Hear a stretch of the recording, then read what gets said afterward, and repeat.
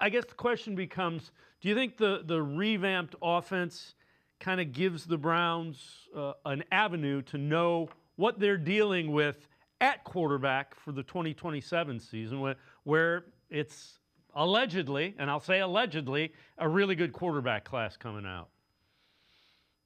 I do, and part of that is I think it has to, right? You know, because if 2027 is the class that we're all anticipating it could be, you're gonna have to make a decision next year and decide: are we going for one of these guys, or are we staying put because we feel good about it? So even if you know if somebody, and a lot of this too is going to be about like how long different guys start. Like if Deshaun really wins the job, does he start the first 5 games? Does he start the first 10 games? Like if their goal is to figure that out, you probably have to play Shador at some point to get a sense of if there's anything there for you to sort of lean on. And yeah, like practice and that stuff helps. Like how you evaluate them in the building helps.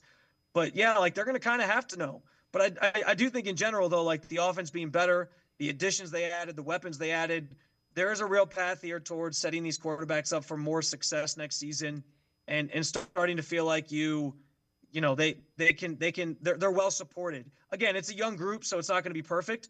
And you know there's certainly you'd rather have other players or other options than just having like a really young group with an entirely new built offensive line. But I do think they Andrew Berry did a lot of work this offseason to make sure that that unit didn't lag behind, and they've built at least a better infrastructure to support those guys. So the combination of like it kind of has to be a season where you find out, but also they improved everything.